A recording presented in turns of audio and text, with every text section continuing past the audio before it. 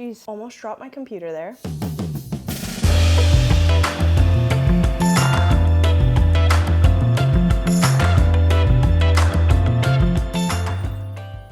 Welcome to my channel. My name is Emily and I'm a career coach. It is my goal to simplify all things overcomplicated in the career space, like unnecessarily complicated. These are my top 5 things you should be saying in a job interview that's going to help you stand out to the hiring manager and more likely to be hired. I'm happy you're here because that either means you have a job interview coming up or you're in the middle of your job search. You deserve the kudos. I know not many people are giving you the validation you need. There are so many right ways that the internet is teaching us to show up in interviews. I'm gonna teach you how to show up in the right way, but also in a unique way. Because amongst a pool of candidates that are also qualified, you're gonna wanna stand out so that the hiring manager is more likely to hire you. Now that you know the importance of the tips I'm about to give you, I just want you to situate yourself. As you can tell, I'm situated. I'm in my cozy corner. I have sunlight, my coffee, and my laptop, so I'm pretty set up. Grab a tea, a coffee, a water, whatever your poison is, because interview prep is already so stressful to even think about. So I'm gonna try and make it as easy as possible for you. I just need you to listen carefully and take notes as much as you can. So grab a paper, pen, or your computer, however you take notes, because in order for these tips to actually work to get you the job, you'll need to practice them. Let's get started. Number 1, start your tell me about yourself with a unique identifier. What the is a unique identifier? Essentially, it's a label that you identify as outside of your job position. In fact, there are 3 unique identifiers you should be saying in your first sentence: an adjective identifier, professional identifier, and a human identifier. The reason why this is effective is because multiple candidates are going to start off with their current job position. Don't get me wrong though, you should definitely say your job position in the following sentence. The hiring manager is more likely to remember the first thing and the last thing you say in your answer. If you want to stand out, you're going to want to say something different in your first sentence. Here's an example. Hi, my name is Emily, and I consider myself an adaptable problem solver that loves to hike on weekends. Another example could be, hi, my name is Emily, and I consider myself a determined people leader,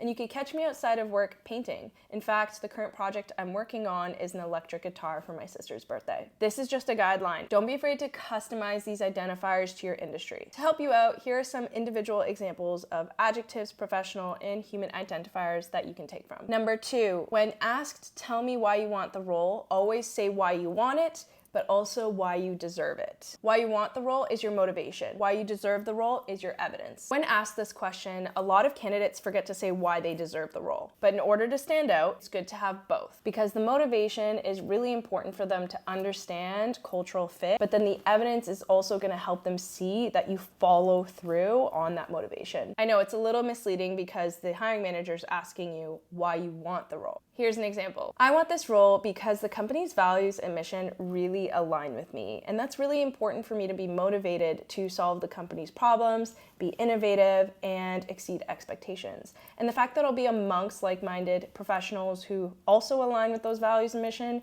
is even more motivating to me. Now, I deserve this position because that motivation has led me to achieve X amount of sales and revenue in my previous work experience, which I am confident I would achieve just as much in this one because it's a leadership role, and that means more influence on top of my own work and therefore greater impact. Number 3, always try to summarize your answers at the end. If you're rambling on and then you finally, as you're talking, feel like you have your answer and you feel confident with it, summarize it with 1 sentence at the end. Because let's be honest, every single person gets a little nervous during an interview, especially towards the beginning. So in order to remedy that, summarizing your answer at the end will help bring back your answer with clarity to the hiring manager. Think about a behavior-based question. With the STAR structure, think about your 3 actions. Try and summarize those 3 actions in simple form in that 1 sentence with the result. You're also doing the hiring manager a favor. They're not gonna have to do a jigsaw puzzle and decipher what the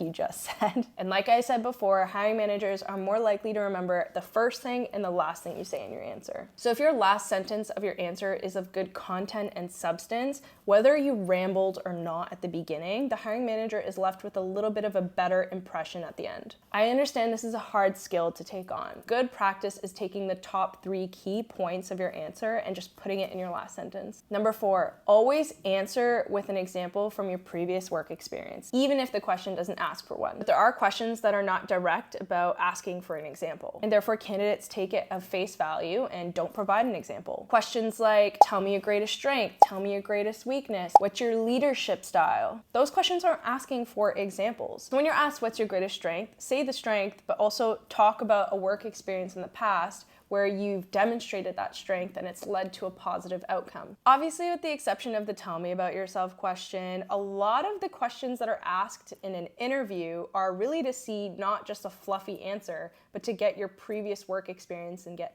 evidence as to how you would answer that question. And finally, number 5, make sure to ask specific and authentic questions at the end. Imagine you're at the end of the interview and you're asking a similar question to the rest of the candidates that you found online. It doesn't really come off as unique, especially when it's your last impression to the hiring manager. What I mean by this is reflecting a little bit more on your specific needs and not asking a generic question. Start off by looking at the job description and trying to understand where the gaps and opportunities are for you to ask a question about, especially one that's important to you. Another tip to make sure that the question is specific is by asking the hiring manager for an example. Because if you ask a vague question, you're gonna get a vague response. By asking for an example, it's a little bit more direct about how much detail you would want from the hiring manager in their answer. Here's an example. I noticed you mentioned a mentorship program in the job description. Could you provide some examples of the benefits of this mentorship program for someone in this position? Could you provide some examples of the kinds of stakeholders that this position would be working with and the kinds of relationships that you expect them to have with them? Here's one that I like to ask about workplace culture that's not vague. Could you provide an example of how the company maintains a positive workplace culture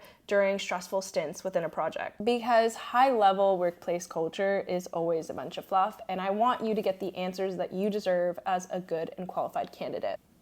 I'm pretty much done my coffee, so that actually was really good timing. That concludes the top 5 things you should be saying in a job interview to stand out. I hope you liked this video, and if you did, do not forget to like and subscribe. I'll be uploading career advice once a week. I want to be there every step of the way, sending you positive vibes in your job search and job interviews.